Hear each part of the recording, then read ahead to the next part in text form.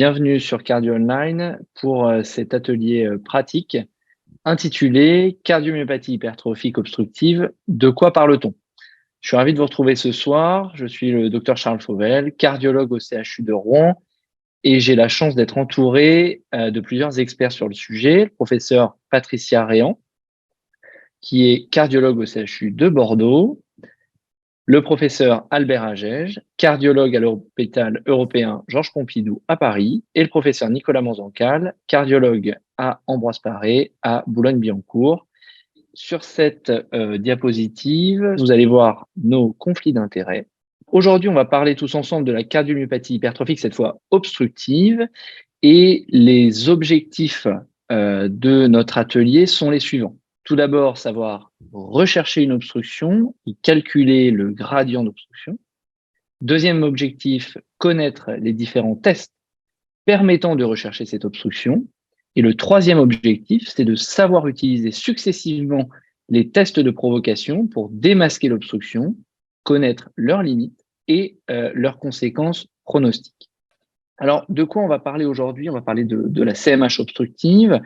Et on a, sur les réseaux de Cardio Online, sur les réseaux sociaux, on vous a envoyé un sondage concernant l'obstruction dans la CMH.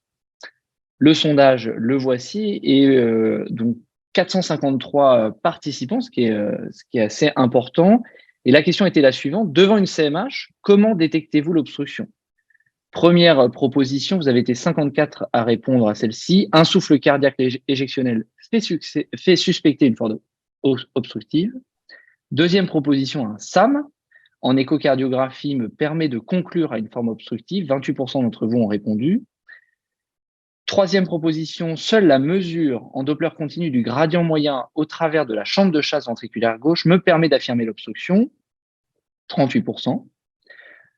Quatrième proposition, un gradient maximal instantané dépassant 30 mm de mercure au travers de la chambre de chasse VG me permet d'affirmer une obstruction, 62%. 8% d'entre vous ont répondu au contraire qu'un gradient maximal instantané inférieur à 30 mm de mercure au travers de la chambre de chasse VG me permettait d'éliminer une forme obstructive. 36% ont répondu qu'une obstruction peut être détectée ne peut être détectée que lors d'une échographie d'effort. Et enfin, 45% d'entre vous ont répondu que la manœuvre de Valsalva doit toujours être pratiquée si le gradient sous-aortique de repos est inférieur à 50 mm de mercure. Je ne vais pas vous donner les bonnes réponses tout de suite.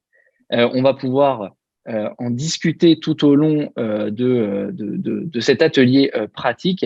Et je pense que pour vraiment rentrer dans le vif du sujet, il faut d'abord commencer par parler de l'ACMH et parler de la définition de l'obstruction. Et je laisse la parole à Nicolas sur ce sujet. Merci Charles.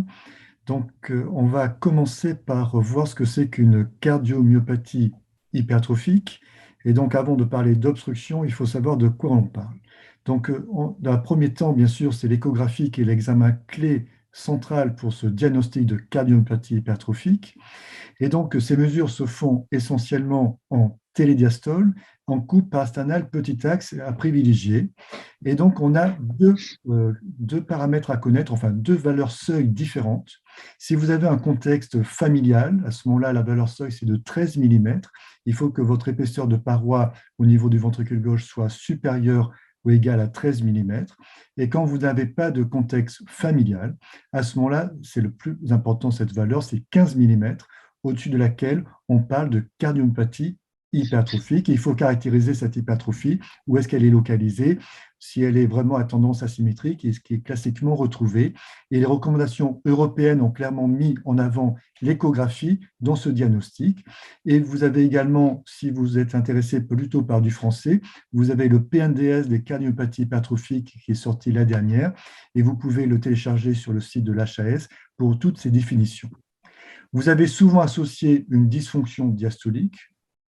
Vous avez une dilatation de l'oreillette gauche qui est fréquemment retrouvée. En cas de cardiomyopathie hypertrophique apicale, on peut faire l'échographie de contraste. Et enfin, on va rechercher cette obstruction qui fait partie d'un temps important dans l'évaluation de la cardiomyopathie hypertrophique. Donc, on va rentrer dans ce cas précis du gradient intraventriculaire gauche à étudier. Et on a 3 temps. Un temps qui est le Doppler couleur pour rechercher un aliasing, c'est-à-dire une accélération souvent sous-aortique. On va rechercher ce repliement spectral en Doppler couleur. Puis, on va faire ces mesures de ce gradient en Doppler continu, parce qu'on va s'intéresser à la vitesse maximale. Donc, on va enregistrer un gradient maximal et on ne va, contrairement au rétrécissement aortique, on ne va pas s'intéresser au gradient moyen, on va simplement faire le gradient maximal. Et enfin, en imagerie bidimensionnelle, on va rechercher ce SAM, ce mouvement anormal de la valve mitrale antérieure. Et donc, vous avez en bas, en zoom, en coupe apicale 5 cavités, où on voit un très beau SAM avec une obstruction sous-aortique, une accélération sous-aortique. Et ce SAM est présent dans 1/3 des cas simplement des cardiomyopathies hypertrophiques. Et on va étudier également la valve mitrale, voir s'il y a des anomalies de cette valve mitrale, une élongation de cordage, et ça va rentrer en compte également pour notamment la prise en charge thérapeutique. Autre point très important, c'est que ce gradient que l'on va enregistrer, ce gradient maximal, est éminemment variable dans le temps et sur un même jour, on peut avoir des différences très importantes. Et donc, vous pouvez avoir des mesures aux alentours de 30 mm de mercure, parfois 20, parfois 50, et c'est simplement lié aux caractéristiques de ce gradient de la cardiomyopathie hypertrophique. Vous avez ici une étude qui est ancienne mais qui est très intéressante sur justement les variabilités entre mesure de gradient de CMH et de rétrécissement aortique. Et en cas de CMH, vous avez une variabilité très importante, alors que pour le rétrécissement aortique, les mesures étaient toujours similaires d'un jour à l'autre. Donc, une seule mesure ne suffit pas pour l'étude de ce gradient intraventriculaire gauche. Donc, une fois que vous avez cette mesure, il faut vraiment faire attention également à ce que vous allez enregistrer en Doppler continu. Vous savez qu'en Doppler continu, on peut se repérer en 2D, mais on est un peu aveugle. Et l'important, c'est de rechercher ce gradient intraventriculaire gauche. Et notamment, vous avez cet aspect en lame de sabre que l'on va étudier, donc qui est maximal en télésystole. Et donc, l'erreur à ne pas commettre, c'est de prendre d'autres flux, comme par exemple ici un flux aortique. Vous pouvez avoir des sténoses aortiques, mais à ce moment-là, vous avez un flux qui est plutôt mésosystolique que télésystolique. Et vous avez en bas à droite, justement, un flux aortique et un flux de gradient intraventriculaire gauche. C'est la même problématique que pour l'insuffisance mitrale, parce que si vous tirez dans la fuite mitrale en Doppler continu, vous allez prendre ce flux d'insuffisance mitrale et vous allez vous retrouver avec des vélocités au-delà ou équivalent à 6 mètres par seconde et qui ne sont pas liées au gradient intraventriculaire gauche. Une fois que vous avez ça, vous avez ici un exemple typique de cardiomyopathie hypertrophique avec, si vous regardez bien, un mouvement anormal de la valve mitrale, un SAM présent.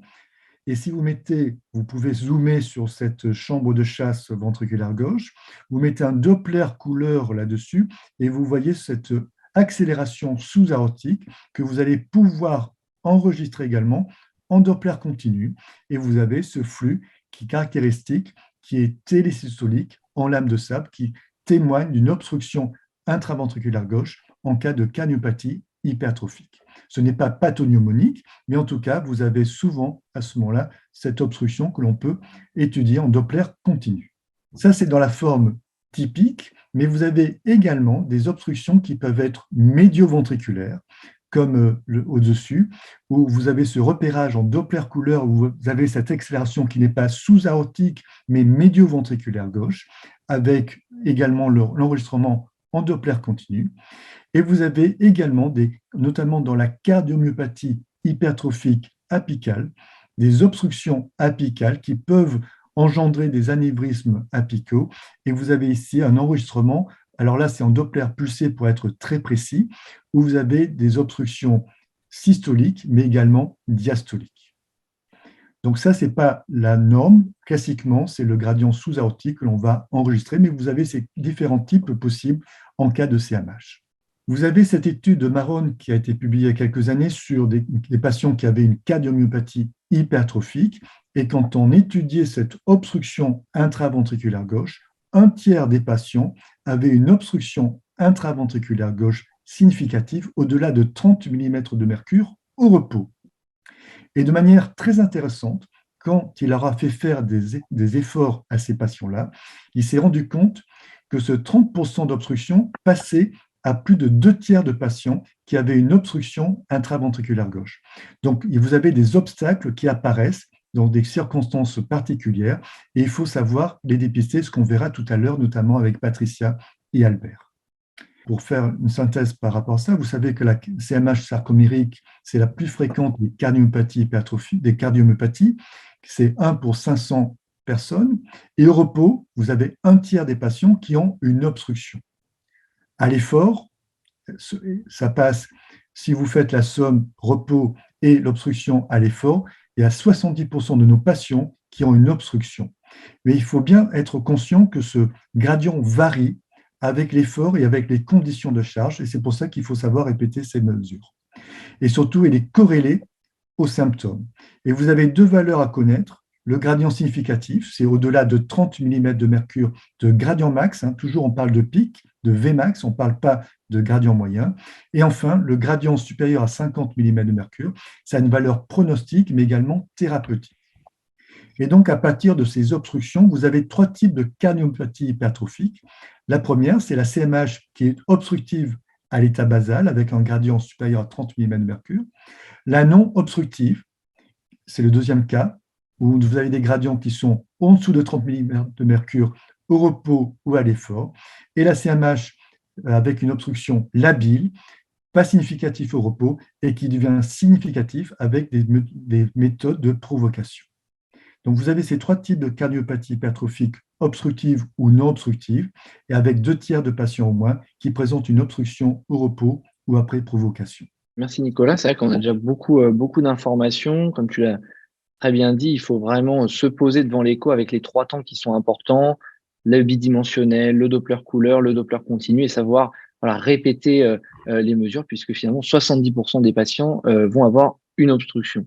Il y a déjà pas mal de questions qui arrivent. Alors, ça a été un peu évoqué, mais je pense qu'on peut revenir dessus, puisqu'on a vu pas mal d'images d'écho. Quels sont les pièges dans la recherche échocardiographique d'une obstruction, justement? Il faut être très méthodique, c'est-à-dire que dans un premier temps, il faut faire le Doppler couleur pour se repérer. Ça, c'est très important. C'est une fois qu'on a fait les mesures, il faut être encore très rigoureux sur ces mesures de parois parce qu'on peut surestimer ces parois pour être sûr que c'est une cardiomyopathie hypertrophique. Mais après, pour l'obstruction, ça va être déjà le Doppler couleur pour se repérer, pour être sûr qu'on ne tire pas dans un endroit différent. Le Doppler continu, on est à l'aveugle, donc il faut vraiment bien se repérer, ne pas notamment tirer dans la fuite mitrale où on va à ce moment-là surestimer ces gradients. Et donc, il faut être très attentif et savoir répéter ces mesures, se décaler éventuellement sur la coupe, l'incidence 5 cavités pour ne pas tirer dans cette fuite mitrale pour vraiment prendre du gradient et pas autre chose. Et alors, il y a d'autres questions qui arrivent. Je ne sais pas si Albert, Patricia veulent réagir à déjà ce qui a été dit. Non, je sais pas, je peux répondre à la question physiopathologie de Oui. la genèse de l'obstruction. Elle est multiple, c'est-à-dire qu'à la fois l'hypercontractilité du ventricule gauche, qui entraîne une accélération des vitesses. Il y a deuxièmement l'antéposition de la valve mitrale due à une antéposition des piliers, ce qui fait que la valve s'interpose dans ce flux d'éjection violent. Et troisièmement, l'élongation des feuillets, qui fait qu'en s'interposant, les feuillets peuvent être déplacés parce qu'ils sont plus longs vers le septum et créer le SAM. Donc, les mécanismes physiopathologiques sont multiples. Ça souligne bien que la CMH, c'est vraiment une maladie du muscle, mais aussi qu'il y a derrière tout ça une maladie de la valve mitrale. Donc, il faut vraiment regarder les deux. On va avancer dans cet atelier pratique et on a vu la définition et maintenant, on va s'intéresser aux différents tests d'obstruction qui existent, qu'on peut utiliser en pratique clinique pour justement rechercher cette obstruction. Et je laisse la parole à Patricia. Merci Charles. On va voir comment rechercher cette obstruction, dans quelles conditions. Donc, bien sûr, Nicolas vous l'a dit, on va le rechercher à l'état de base. Alors, dans quel contexte clinique faut-il la rechercher? Je réponds à une question du chat. Il faut le rechercher chez tout patient qui a une cardiomyopathie hypertrophique, dès lors on a soit un contexte familial avec une épaisseur de 13 mm, soit une hypertrophie plus importante, et que le patient soit symptomatique ou pas finalement. Donc, ce n'est pas juste chez les patients symptomatiques, parce qu'il peut y avoir quand même un intérêt à le faire chez les patients asymptomatiques. À l'état de base, oui, mais ça va être insuffisant. Comme on l'a dit tout à l'heure, il y a seulement 30% des patients qui vont être obstructifs au repos, et donc il faut rechercher par d'autres méthodes cette obstruction. Alors, il y a eu une période où on faisait des tests à l'isuprel ou à la dobutamine, mais maintenant, c'est contre-indiqué. Il est d'ailleurs contre-indiqué de réaliser une échographie de dobutamine à un patient qui a une CMH supposée possiblement obstructive, puisque ça peut être mal toléré et surtout, ça ne va pas reproduire un état naturel, physiologique. Au contraire, ce qui peut être réalisé et qui doit être réalisé au cours de l'échographie de repos chez un patient qui a cette CMH, c'est la manœuvre de Valsalva. C'est une manœuvre qui est facile à réaliser. Cependant, il faut quand même que le patient soit coopératif et que la manœuvre soit bien faite. Et ça, ce n'est pas forcément bien connu. Donc, je vais vous rappeler comment il faut procéder. Il faut exercer une hyperpression, demander au patient d'exercer une hyperpression, de gonfler le ventre et de pousser vers le bas, tout en bloquant sa respiration à la fois au niveau du nez et au niveau de la bouche. Il peut pincer le nez éventuellement pour maximiser la manœuvre. Et puis, on peut exercer une résistance en appuyant sur le ventre du patient pendant qu'il gonfle le ventre pour faire la pression. Donc, avec ça, on peut suivre l'évolution du gradient. Et il y a plusieurs phases pour rechercher les choses. Il faut attendre un certain temps pour pouvoir déclencher l'obstruction. Ensuite, à la fin de l'examen, quand l'échographie complète a été réalisée, il y a une manœuvre simple à réaliser, c'est de demander au patient de se mettre debout. Alors, il se met vraiment debout face à vous, à côté de la machine d'échographie, et dans les 10 secondes qui suivent la mise en position debout, le plus tôt possible, il faut être aligné sur la chambre de chasse et refaire la mesure du gradient de manière à rechercher cette obstruction. Et c'est assez bluffant parfois. J'ai eu encore une fois cette semaine un patient qui n'avait pas de gradient au repos ni au Valsalva, mais il avait 70 mm de mercure à l'orthostatisme. Donc, c'est vraiment quelque chose d'assez simple à réaliser sans déployer des moyens importants. Si on suspecte quand même cette obstruction et qu'on ne l'a pas déclenchée avec les précédentes méthodes, c'est important de réaliser une échographie d'effort et donc de rechercher l'obstruction pendant un effort et aussi en post-effort, dans les 6 minutes qui suivent l'effort notamment, qui sont les périodes, qui est la période la plus importante. Alors, donc, on va le monitorer pendant tout l'examen d'effort et on va voir à quel moment ce gradient augmente. Au début, avec l'effet du retour veineux, on peut avoir une diminution du gradient, voire et une réapparition ensuite, s'il y a déjà un petit gradient en repos. Et c'est surtout au pic de l'effort et en post-effort qu'on va regarder ce gradient, en étant toujours bien aligné, en évitant l'alignement sur la lavage mitrale. Donc, il ne faut pas hésiter à dégeler l'image pour être sûr de rester bien aligné sur le flux. Et puis, il y a différentes modalités de réaliser une échographie d'effort. C'est vrai que communément, on a plutôt des épreuves d'effort sur vélo semi-incliné en France. Dans les pays anglo-saxons, ils ont tendance à faire l'échographie, faire un effort et à coucher le patient et à faire juste le post-effort. C'est vrai que nous, on fait plutôt le per-effort et le post-effort, ce qui est déjà une bonne chose parce qu'on maximise la possibilité de diagnostiquer l'obstruction. Mais ce qui est mieux, c'est de verticaliser le patient, et notamment si on peut lui faire l'écho d'effort pendant un test d'effort sur tapis de marche, comme vous voyez en bas à gauche, ou encore sur un vélo plutôt assis pour que le patient soit le plus droit possible au moment de l'examen. Ça permet d'améliorer la détection, la sensibilité de détecter l'obstruction. Et c'est sûr qu'il faut tenir compte qu'il peut y avoir un effet du retour veineux. On a dit tout à l'heure qu'il y avait des phénomènes complexes. Il y a l'élongation de la grande valve mitrale, l'hypercontractilité, le fait d'avoir un état de déshydratation ou un mauvais retour veineux peuvent engendrer ce gradient. Et donc, l'effet du retour veineux qu'on a quand on pédale sur un vélo, ça peut limiter ce gradient, surtout si le patient est incliné, parce que incliné, il a plus de retour veineux que s'il est en position debout, et donc on va moins bien démasquer les choses. Et ce qui est important, c'est aussi de reproduire l'effort ou la situation de la vie quotidienne du patient quand il a ses essoufflements, par exemple. Et vous voyez là un exemple de patient qui, au repos, a un gradient à 13 mm de mercure. Sur vélo semi-incliné, on démasque quand même 30 mm de mercure. Et quand on fait le même examen le même jour sur un tapis de marche, le gradient il est nettement plus important et donc hémodynamiquement significatif puisqu'il est supérieur à 50 mm de mercure. Donc, quels outils d'effort utiliser, on reverra à la fin, mais en tout cas, il faut, en pratique, à l'état de base, il faut réaliser l'évaluation du gradient, faire la manœuvre de Valsalva et idéalement aussi la mise à l'orthostatisme, ça ne prend pas beaucoup de temps, et puis compléter par un examen d'effort pendant et en post-effort si jamais on a cette dyspnée significative et qu'on ne démasque pas le gradient avec les précédentes manœuvres. Merci Patricia. Il y a pas mal de questions qui arrivent et ça concerne cette partie, mais aussi la première. Question intéressante des auditeurs, c'est est-ce que c'est facile de rechercher cette obstruction? En fait, quelle est la rentabilité? On va y revenir un petit peu derrière. Et est-ce que vous arrêtez les bêta-bloquants pour faire cet écho d'effort? C'est vrai qu'idéalement, c'est bien d'avoir une évaluation du patient sans traitement bêta-bloquant, mais quand le patient est déjà sous des bêta-bloquants, en général, moi, je n'arrête pas parce que ça permet de voir comment il est dans la situation actuelle avec son traitement habituel et de voir si le bêta-bloquant est suffisant pour contrecarrer l'obstruction. Et donc, pour faire transition avec la partie d'Albert Agege, quelle est justement la rentabilité de toutes ces techniques en pratique courante? Alors, il y a une étude de Martin Meron qui disait quand même que le Valsalva, ça ne permet pas de débasquer toutes les obstructions, et notamment, ça a une sensibilité seulement de 40% pour détecter l'obstruction qu'on a à l'effort. Donc, c'est bien de le faire, parce que c'est mieux que de faire que l'évaluation de base, mais il vaut mieux aller jusqu'à l'examen d'effort, surtout si le patient est symptomatique et qu'on veut le prendre en charge pour ses symptômes. Merci. Bien, je crois qu'on peut enchaîner justement avec la rentabilité des différents examens. Oui, bien. D'abord, qu'est-ce que ça veut dire une obstruction dans la cardiomyopathie hypertrophique?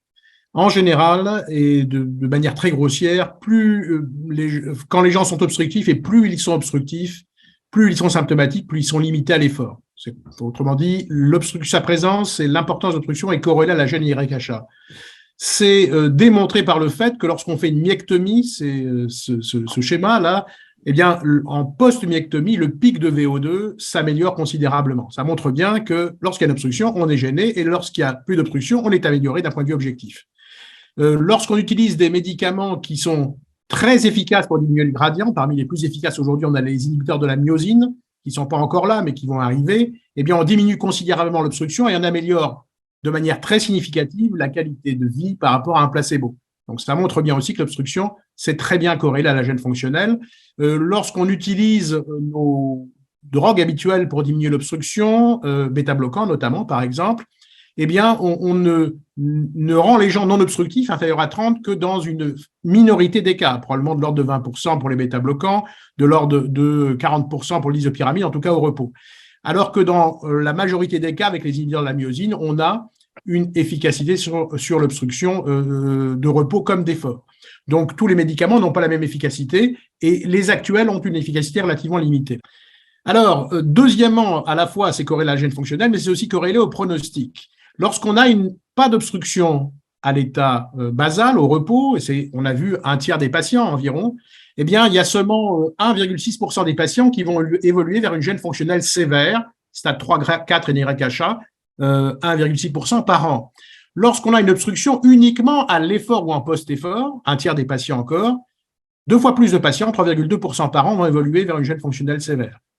Et par contre, lorsqu'il y en a une obstruction de repos déjà, eh bien, c'est presque 8%, 7% des patients, c'est-à-dire 5 fois plus, qui vont tous les ans se dégrader vers une gêne fonctionnelle sévère. Donc, ça a un impact pronostic sur la survenue d'une gêne fonctionnelle sévère, mais on sait aussi que le gradient en tant que tel, et de manière linéaire, dès qu'il existe, en fait, 30, 40, 50, influe sur le risque de mort subite à 5 ans. Et d'ailleurs, le gradient en tant que tel, en millimètres de mercure, est utilisé pour le calcul du score de risque de mort subite à 5 ans par la Société européenne de cardiologie. Alors, comment faire pour déclencher ce gradient lorsqu'il n'existe pas au repos ou lorsque simplement au repos il est inférieur à 50, puisque 50, on considère par consensus simplement que ça a un impact hémodynamique, que ça va altérer la qualité de vie. Alors, on a différents tests dont vous a parlé Patricia. L'haltérophile, lui, cumule tous les tests. Vous voyez, d'abord, il s'accroupit, diminuant d'abord, puis il va prendre le poids, donc faire un effort, ensuite bloquer sa respiration, attendre un peu, il fait un Valsalva, et ensuite il se lève, diminuant brutalement le retour veineux, et il a tous les tests en même temps, et s'il a une CMH, même s'il a une obstruction latente, eh bien, il fait la syncope parce qu'il désamorce. Donc on utilise le Valsalva, couché, demi-assis ou debout. Debout, c'est mieux que demi-assis, demi-assis, c'est mieux que couché, mais le plus souvent, on commence couché parce que c'est plus simple.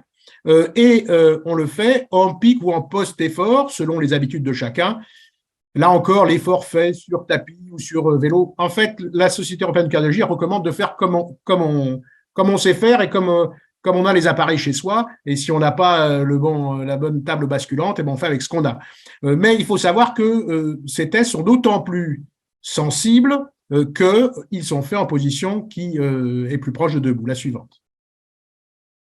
Alors, le problème, c'est que l'obstruction est très variable chez un sujet donné. Elle est variable d'un jour à l'autre, d'un moment à l'autre, et selon l'état physiologique et le retour veineux, l'effort, etc.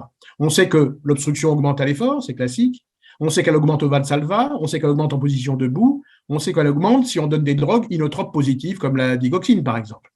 Inversement, on sait qu'elle peut diminuer d'un jour à l'autre, qu'elle peut augmenter en postprandial, par exemple, après un repas abondant, un peu alcoolisé, parce que l'alcool augmente aussi l'obstruction, vous allez faire un tour un dimanche après-midi, vous êtes plus gêné que les autres jours de la semaine, c'est très classique. En fonction du niveau d'hydratation, si vous êtes déshydraté, vous allez avoir plus fréquemment une obstruction où elle sera plus importante. Alors, comparaison Valsalva test d'effort, Patricia en a parlé, ça a été fait de manière systématique, Valsalva et effort chez un patient donné. Si vous avez un Valsalva positif, c'est la colonne de gauche, eh bien, dans près de 100% des cas, vous allez déclencher un gradient d'effort.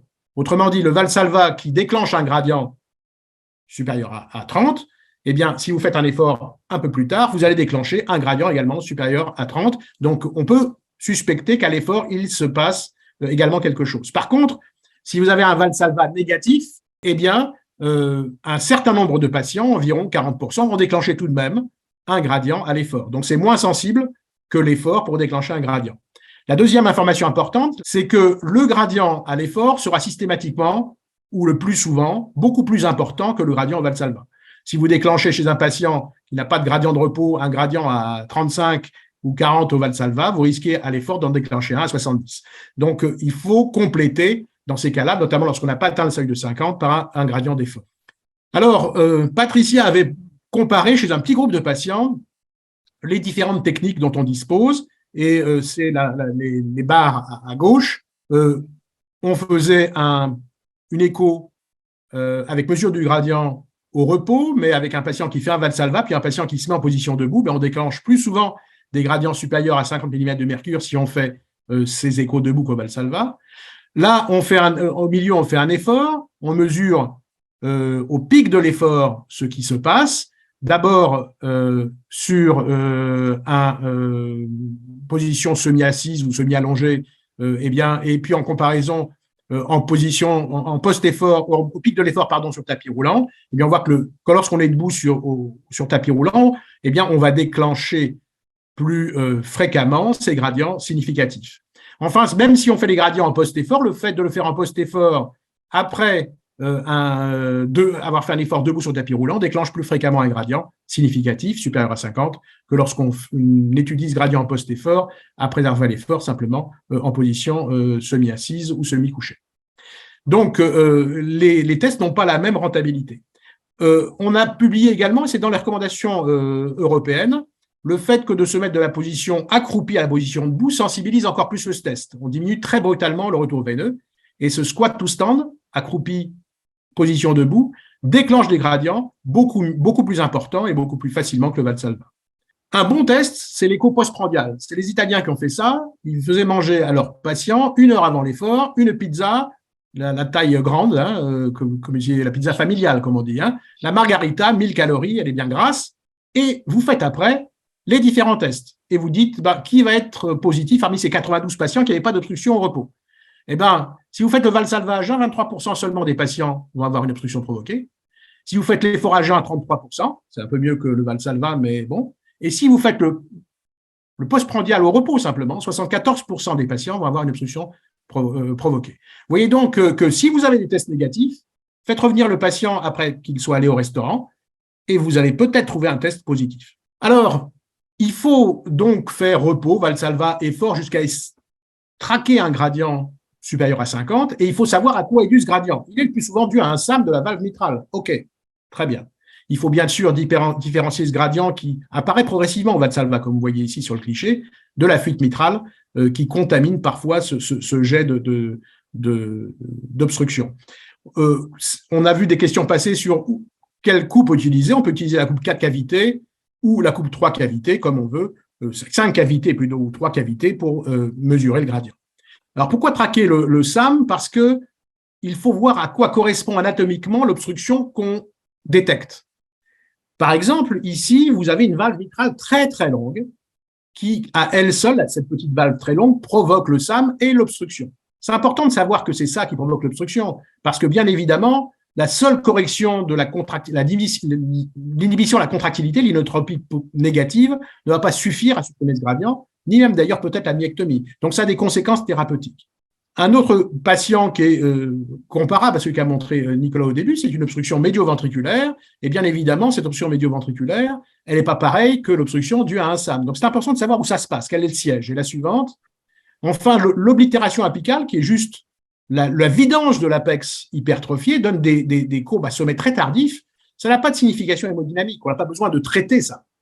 Parce qu'en fait, il n'y a pas de sang, de volume de sang suffisant qui soit dont la circulation soit gênée par cette oblitération de l'apex.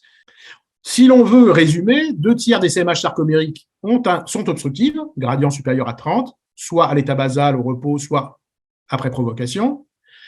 La présence et l'importance du gradient est à la fois corrélée à la gêne fonctionnelle et au pronostic à long terme. Si le patient est symptomatique et on ne déclenche pas de gradient, enfin on n'a pas de gradient de repos qui est supérieur à 50, et on n'explique donc pas ces symptômes. Il faut donc essayer de les expliquer en déclenchant une obstruction. On peut faire soit une manœuvre de Valsalva, c'est ce qu'on fait au début. Si le gradient reste inférieur à 50, on peut compléter par une écho d'effort, quelles que soient les modalités de l'écho, les modalités de mesure. Et si malgré l'écho d'effort, le gradient reste inférieur à 50, on peut répéter les tests, éventuellement, en arrêtant les bêta-bloquants, ce qu'on ne fait pas en première intention, changer de modalité d'effort. Si on avait fait un effort sur lit incliné, on va la faire plutôt debout. Faire un test éventuellement postprandial. En l'absence de symptômes, comme l'a dit Patricia tout à l'heure, c'est aussi important de savoir ce qui se passe et si l'obstruction apparaît sous provocation, parce que ça influence la prise en charge générale du patient. Ça influence le fait qu'il faudra lui dire peut-être que s'il fait très chaud, il faudra qu'il s'hydrate, parce que sinon il risque une obstruction. S'il est hypertendu, on ne donnera pas de diurétique, on ne donnera pas de vasodilatateur. Donc ça a des conséquences. C'est pour ça qu'on conseille de rechercher l'obstruction chez tous les patients. Enfin, il faut savoir que regarder aussi ce qui se passe lors du déclenchement de l'obstruction est important. Est-ce qu'il y a une élongation mitrale? Est-ce qu'il y a une anomalie des piliers? Quel est le siège de l'obstacle? Tout ça influence la thérapeutique de l'obstruction également. Merci beaucoup, Albert. On voit que c'est un sujet complexe, passionnant. Il y a pas mal de questions qui arrivent dans le chat aussi. Alors moi, j'ai envie de vous poser une question simple. Quels outils vous utilisez préférentiellement en pratique dans vos centres? Et je pense que ça peut intéresser aussi nos auditeurs. Moi, je peux répondre pour moi, puis chacun va répondre peut-être parce qu'on va voir que c'est pas tout à fait pareil. Voilà. Donc, il y a moi, je fais une écho basale comme de repos comme tout le monde. Je vois si une obstruction supérieure à 30 ou pas. Et ensuite, si elle est pas supérieure il n'y a pas d'obstruction ou si elle n'est pas supérieure à 50, je fais un Valsalva d'emblée chez le patient couché parce que ça va très vite. S'il n'y a rien, je lui demande éventuellement de se redresser, de se mettre debout, de faire un Valsalva debout. Et s'il n'y a rien, je demande une écho d'effort. Chez nous, on a le vélo, le tapis roulant, pardon. Donc, on peut faire tapis roulant post-effort. En général, post-effort, le post-effort est fait coucher parce que je trouve que c'est compliqué quand même de le faire debout. Ou sinon, on a la table inclinée qui fonctionne aussi. Certains de nos échographistes n'utilisent que la table inclinée parce que pour eux, c'est plus pratique. Voilà. Et si vraiment je trouve rien, souvent, je leur demande de revenir après, vers 14h, après avoir mangé au restaurant à côté. Alors, est-ce qu'il ne faut pas d'emblée programmer toutes les échos d'effort l'après-midi? Non, parce que ça ne marche pas chez tout le monde, c'est ça le truc. C'est que ça dépend des gens, en fait. Nicolas ou Patricia, peut-être? Patricia, vas-y. Alors moi, en pratique, je fais comme Albert, je fais l'évaluation au repos, le Valsalva. je mets à l'orthostatisme à la fin de l'examen pour potentialiser la recherche d'obstruction si en effet on n'a pas de gradient supérieur à 50. Et puis, moi, j'ai tendance à faire l'échographie d'effort dès que le patient est symptomatique et qu'on veut savoir exactement quel est son gradient et son état fonctionnel à l'effort. Donc, plutôt sur vélo assis. Et si je ne démasque pas de gradient et que je suis vraiment convaincue que je vais pouvoir démasquer une obstruction, je le fais sur tapis roulant également. Mais pas dans le même temps, bien sûr. Et pendant l'effort, on fait l'examen pendant l'effort. C'est vrai qu'avec l'habitude, c'est plus compliqué, mais dans 90% des cas, on arrive quand même à le faire correctement. Et c'est un petit peu plus challenging. On est vraiment focalisé sur la recherche d'obstruction. On ne va bien sûr pas analyser la cinétique régionale à l'effort, la recherche d'ischémie. On ne la fera pas dans ce temps-là parce qu'on n'est pas dans la bonne situation. Mais on va vraiment rechercher que le gradient pendant l'effort. Et dans ce cas-là, on se contente vraiment de faire ça. Il faut vraiment que le patient soit bien sensibilisé pour se tenir bien droit, pas commencer à s'avachir, pas trop bouger dans tous les sens. Il faut vraiment bien le briefer au démarrage pour qu'il reste bien droit et bien près de vous pour pouvoir faire l'examen dans de bonnes conditions et pouvoir vraiment monitorer ce gradient. C'est une petite technique à acquérir finalement, mais c'est vrai qu'on a aussi le post-effort qui est très informatif également. On a tous à peu près les mêmes techniques, tout ce qui est au repos, ça c'est clair, on fait tous maintenant de la même façon, c'est très bien codifié. Et c'est vrai qu'à l'effort, quand on discute entre nous, on a chacun des particularités. Alors l'important, c'est de le faire avec les moyens du bord. Nous, on avait testé les échos d'effort sur tapis, on jetait les patients sur un brancard et on faisait les échos. Et c'est vrai que nous, on est plutôt passé sur ce qui est vélo, vraiment en position debout, assis, mais en position verticalisée, pour essayer de maximaliser la performance de la recherche du gradient intra-BG. Voilà.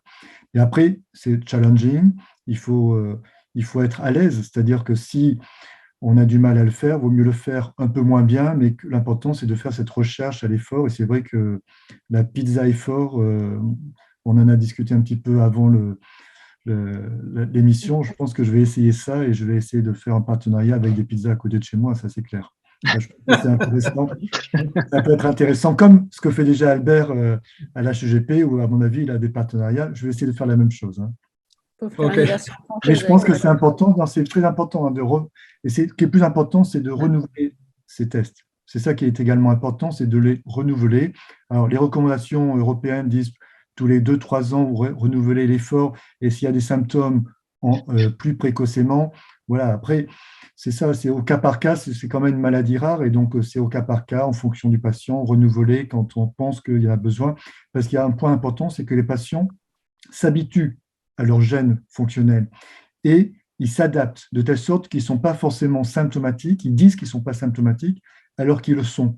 Donc c'est ça que l'écho d'effort est là également pour nous aider, pour dire attention, là, on dépiste des gradients qui sont significatifs et on se rend compte qu'à l'interrogatoire, les patients sont vraiment symptomatiques, mais ils disent qu'ils sont âgés, donc c'est pour ça qu'ils ne font moins d'efforts alors qu'ils ont 50 ans, 60 ans, ils ne sont pas âgés. Voilà, c'est qu'ils sont gênés à cause de leur CMH. Je ne sais pas s'il y a quelques secondes pour répondre à quelques questions. On demande si on peut faire y a-t-il encore une place pour le test alpha-nitrine en spray? La réponse est clairement non. Troisièmement, les options thérapeutiques de l'obstruction. Quand un patient est obstructif supérieur à 30, on a aujourd'hui les bêta-bloquants, 2, le disopyramide éventuellement associé en sachant qu'il devient difficile à trouver en pharmacie et qu'il va être probablement déremboursé. Aujourd'hui, et éventuellement la combinaison des deux. Ensuite, lorsque c'est supérieur à 50 et que les gens sont très symptomatiques et que ça résiste aux médicaments qu'on vient de citer, eh bien, c'est l'alcoolisation de cette table ou la myectomie lorsque, effectivement, ils sont en stade NRKH3 et sous réserve d'une anatomie favorable. Et quatrièmement, les inhibiteurs de la myosine devraient révolutionner un peu tout ça en étant aussi efficace pratiquement que la chirurgie ou l'alcoolisation. Et enfin, un test positif d'obstruction qui ne dure pas longtemps ou juste pendant le pic, quel impact thérapeutique? C'est le même qu'une obstruction qui va durer un peu plus longtemps. C'est probablement que, voilà, on ne sait pas très bien comment différencier les deux. Un point également important, c'est que s'il y a des anomalies de la valve mitrale associées qui sont majeures, à ce moment-là, c'est plus vers la chirurgie à la myomectomie que l'alcoolisation septale. Voilà, c'est un point important. C'est pour ça qu'il faut caractériser cette valve mitrale à chaque fois. Et à quelle Merci fréquence beaucoup. renouveler la recherche de l'obstruction? Eh bien, je pense qu'il faut le faire régulièrement chez un patient symptomatique. Si vous les suivez de manière annuelle, le patient symptomatique et obstructif il faut optimiser de toute façon son traitement et donc réévaluer avec chaque augmentation de dose comment il réagit et pour éventuellement passer à autre chose si ça ne suffit pas. Et puis sinon, de manière, les patients qui sont peu obstructifs ou qui sont asymptomatiques, ça peut être tous les 2 ans, par exemple. Et après, on s'appuie sur les centres experts qui sont là également pour aider le cardiologue de ville qui a besoin également de cette expertise parce qu'on a une expérience puisqu'on voit, nous, régulièrement, quasiment toutes les semaines, on a des cardiopathies hypertrophiques et c'est une maladie rare. Et c'est justement pour ça qu'on est là pour aider, pour guider. Merci beaucoup.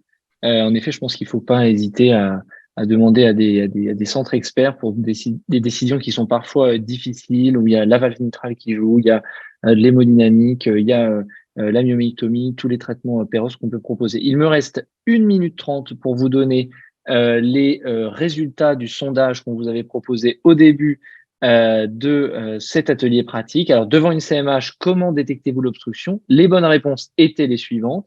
Un souffle cardiaque éjectionnel fait suspecter une forme obstructive. Deuxième bonne réponse, un gradient maximal instantané dépensant 30 mm de mercure au travers de la chambre de chasse VG permet d'affirmer une forme obstructive. Troisième bonne réponse, une obstruction peut n'être détectée que lors d'une échographie d'effort. Je pense qu'on a bien insisté sur le fait qu'il faut répéter et tout l'intérêt de la position debout, le Valsalva et l'effort. Et enfin, la manœuvre de Valsalva doit être toujours pratiquée si le gradient sous-aortique de repos est inférieur à 50 mm de mercure. Les autres réponses étaient fausses. Je pense qu'on a bien détaillé tout cela. Et donc, je passe au message pour finir, les messages clés de l'atelier pour vous. Premier message, eh bien, 2/3 des patients ont un gradient intravégé significatif, c'est-à-dire plus de 30 mm de mercure, qu'il faut rechercher régulièrement une obstruction. Et on a vu les différentes méthodes qui étaient possibles et afin d'optimiser les performances diagnostiques, le Valsalva, la position debout, l'écho d'effort et le postprandial. On aura tous retenu l'épisode des pizzas et éventuellement répéter, changer de modalité. Et enfin, une obstruction peut expliquer la gêne fonctionnelle et influence le pronostic, mais surtout la thérapeutique. Et qu'en cas de question, il ne faut pas hésiter à s'adresser à des centres experts. Voilà, merci à tous. Merci à Patricia, Albert et Nicolas d'avoir préparé, partagé toutes leurs expertises et informations pour cet atelier. Merci à vous de nous avoir suivis et je vous donne rendez-vous à très bientôt sur Cardio Online.